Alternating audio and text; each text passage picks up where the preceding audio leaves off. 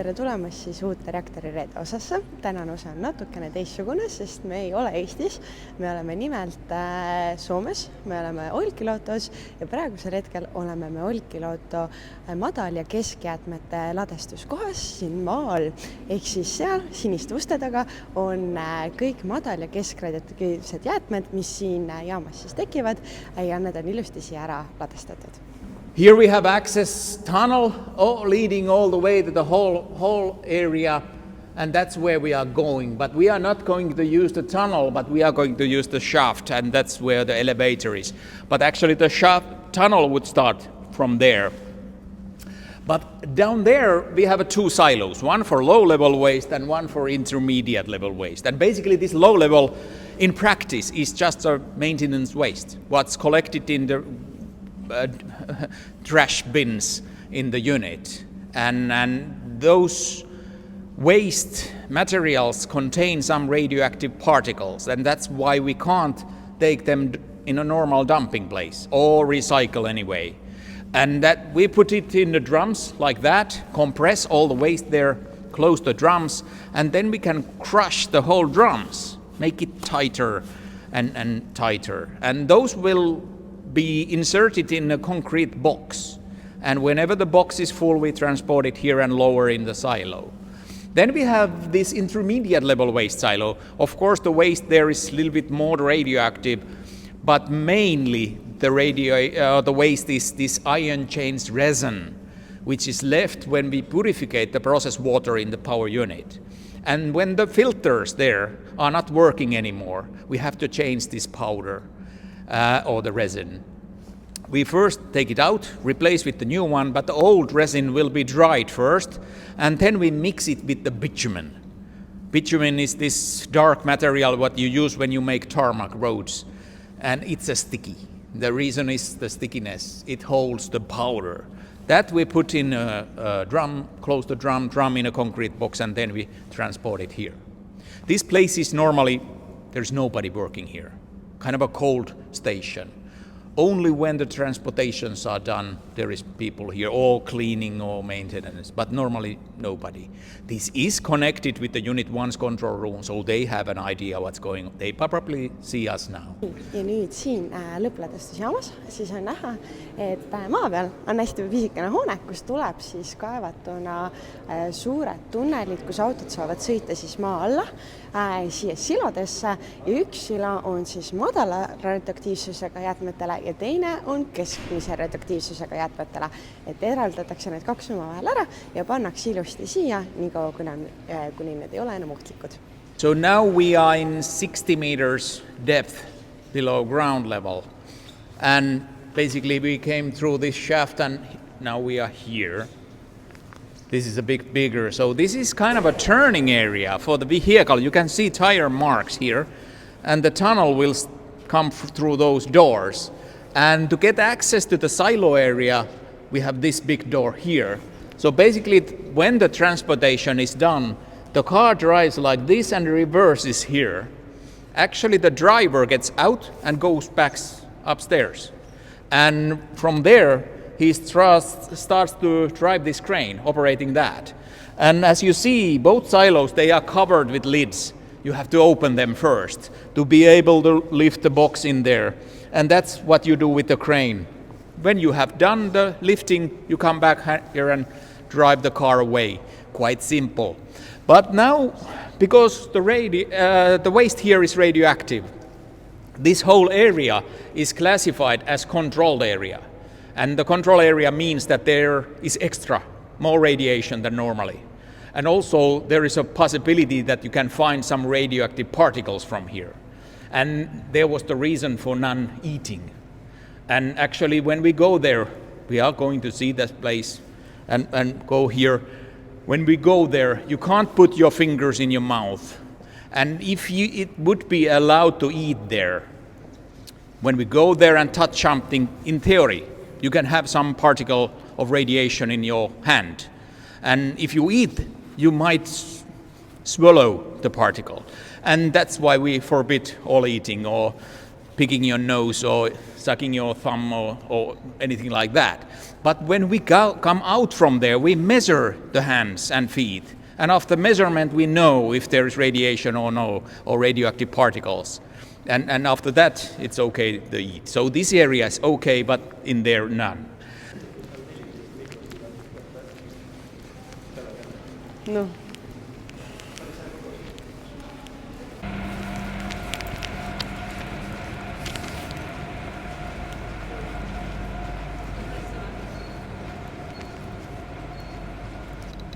Six. 6.5. Did you know that if you fly an aeroplane, roughly that number would be 5 when the airplane is flying in 10 kilometers height? So similar with that. But basically the reason for these readings is this silo here. It's an intermediate level silo, more radioactive than this side. That's a low level waste silo. And there is the same crane that you can operate from the surface, and you can see it's filled with cameras as well. And over there you can see what kind of boxes we use to bring all the waste in the silo. And both sides are about 2/3. Roughly, yes.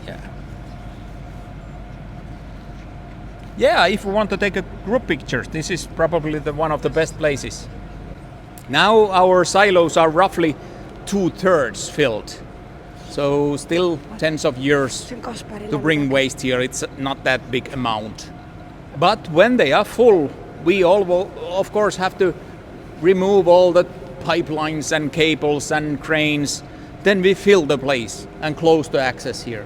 And before that, we make more silos when needed. Not yet, but in future, yes, we have to make more silos. And same idea is when there will be a time when we shut down the units and take it out. All the radioactive parts from the units will be brought in this area in the silos, similar like these, in the future, but somewhere in the future. How filled are the silos right now? 2/3, yeah, roughly, yes. Nii, ja nüüd me oleme tulnud siia ruumi sisse.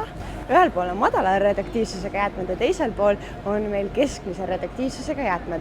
Mõlemad silod on täidetud umbes selline 2/3 peale, mis tähendab seda, et kõik Olkiluotos toodetud madal- ja keskradioaktiivsed jäätmed on toodud siia. Ehk siis see on umbes 40 aasta jäätmete hulk, mida te siin näete, et siia mahub veel 1/3 mõlemasse silosse, ehk siis ei ole veel täis ja nad saavad seda päris mitu aastat veel kasutada.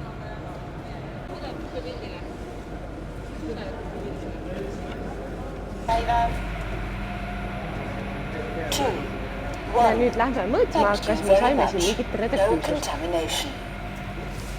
Just stand there and hands all the way in the gaps. Here is another. 1. Thank you very much. No contamination. Yep, both will work. There we go.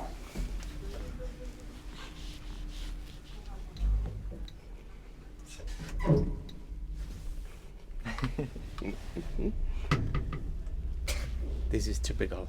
Nobody speaks. All the speaking stops when elevator is moving. Well, we are Estonians. And we're Finns. So the combination doesn't work really well. Kõike? Jah. Now you can leave the helmet Sinna back võid in lasta. the rack.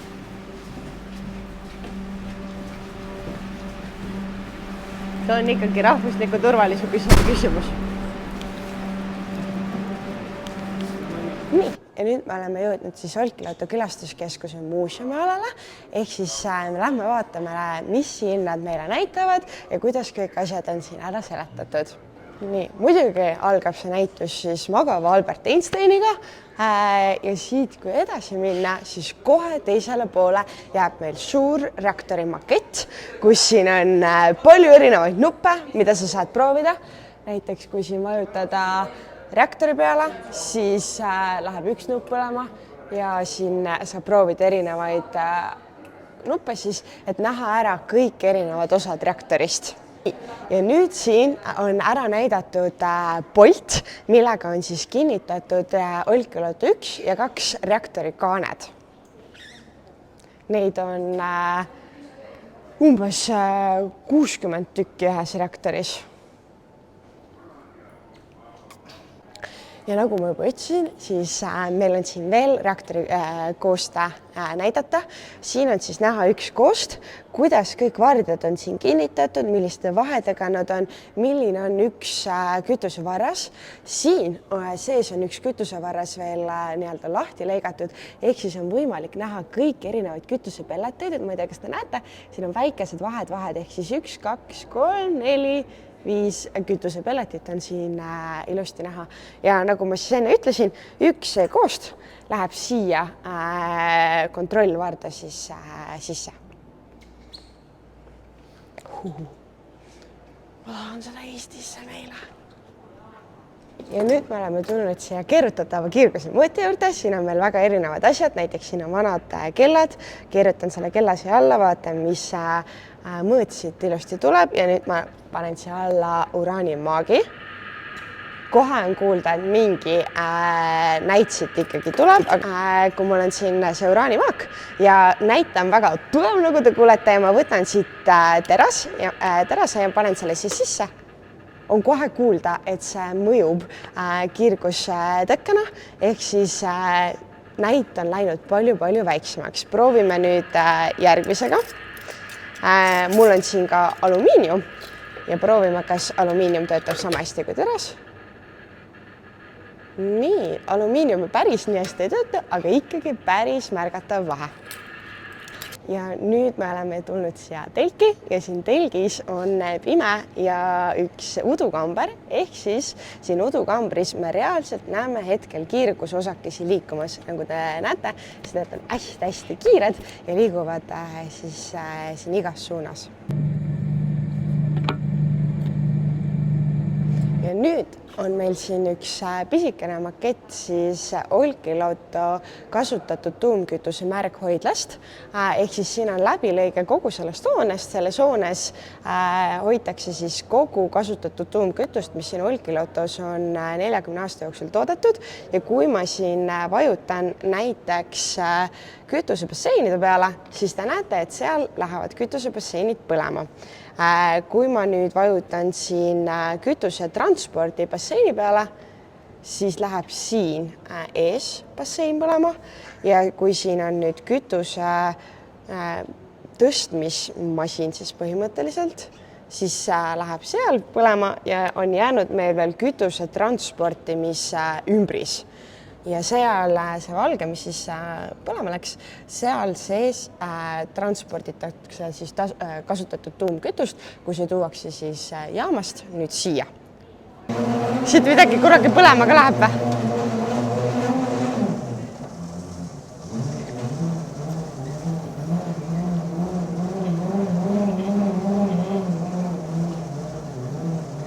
See läks raskeks.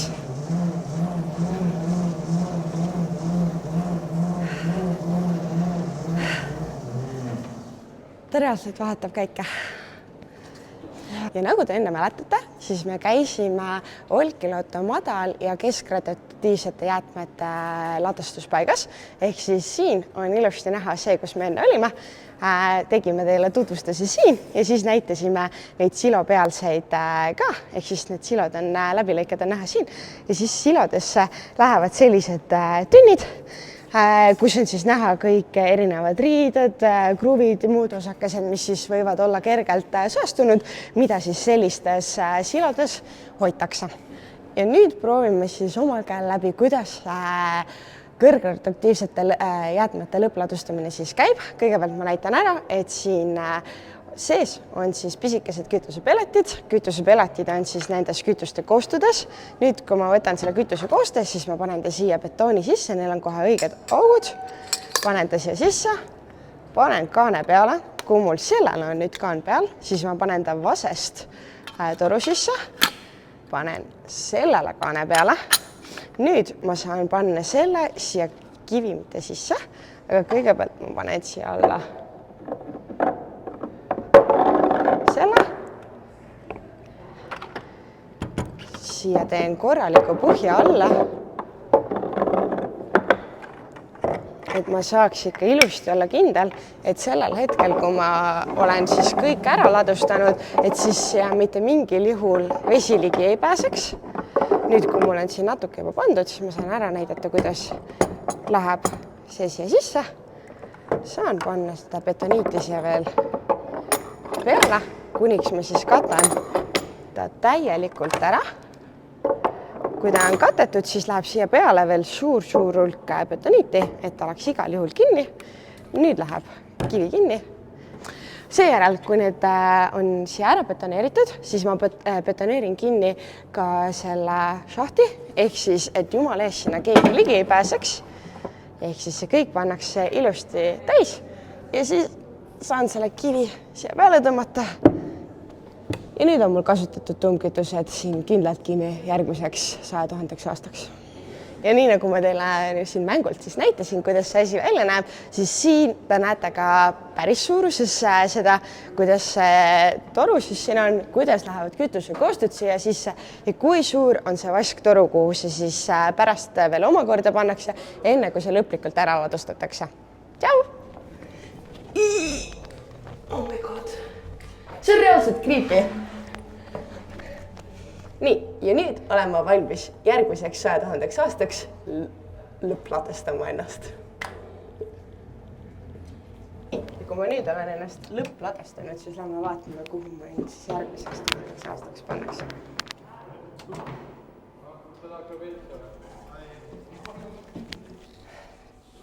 Võite siit aknast vaadata, kui sügavale me siis tegelikult lähme. Siin näitab ilusti ka meetreid ka.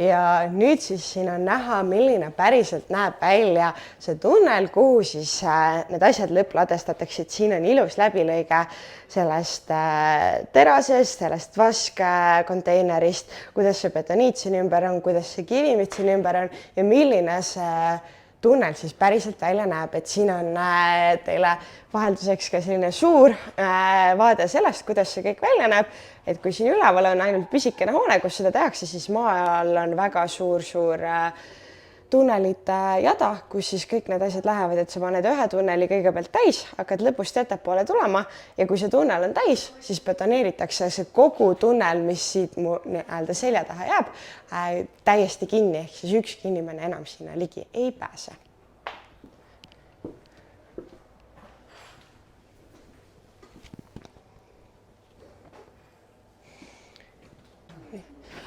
Ja selline näebki välja Soome ja ka siis maailma esimene kõrgradioaktiivsete jäätmete lõppladestusjaam.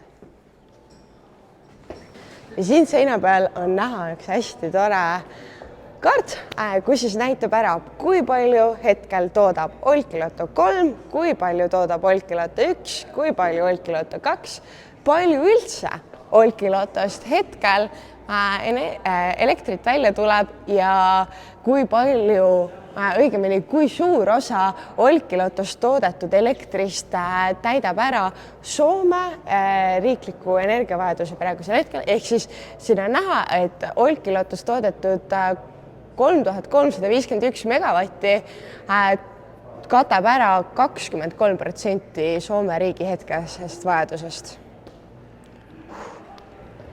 Ja siin on meil näha, siis milline on Soome energiavajadus praegusel hetkel, kust mingid liinid jooksevad, palju läheb Eestisse, palju läheb neil Norra, millised on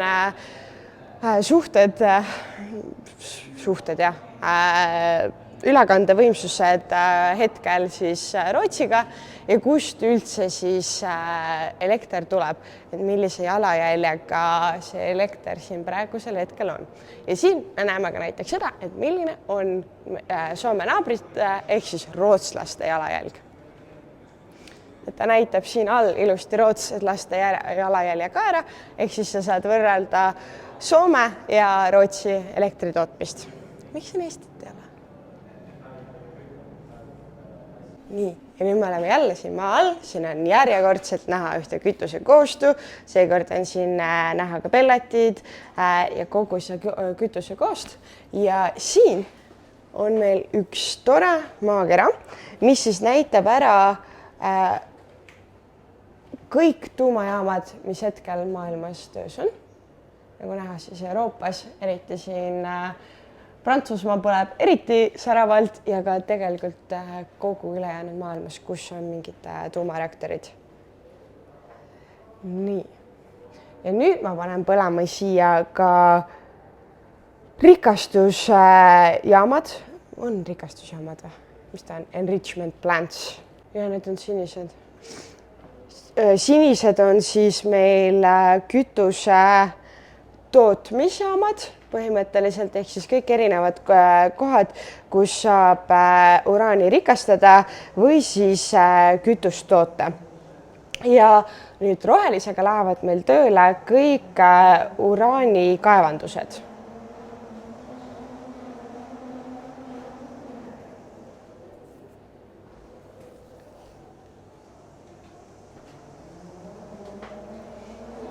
Ja nüüd siin on meil ilusti siis näha, et milline näeb välja uraani maak, milline on siis nii-öelda see yellow cake ehk siis kontsentreeritud uraan ja milline on siis see uraan kütusepelletites ja uraanidioksiid.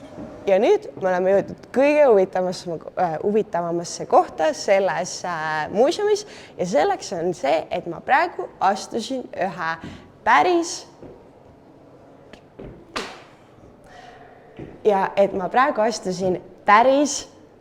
elusuuruses maketti reaktorist, ehk siis kui te tulete siia minuga sisse, siis te näete kõiki neid tuhandeid kütusevardaid, mis siin on.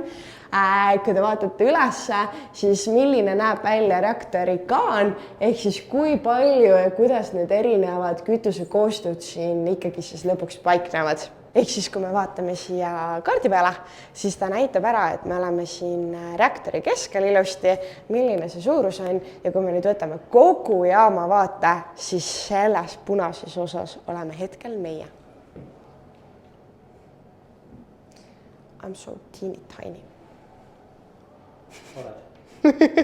Nii, ja olemegi jõudnud selle Reaktorireede lõppu. Seekord ma lõpetan siis selle Reaktorireede selle lao tagant, kus ma siis proovin ära reaktori operaatori töö. Aga ma loodan, et teil oli selles Reaktorireedes sama huvitav kui minul. Oli lõpuks väga tore näha kõike seda, millest me oleme rääkinud päris elus, et millised need asjad päriselt välja näevad ja te nüüd teate, mida siis ühest tuumajaamast oodata võib. Tšau!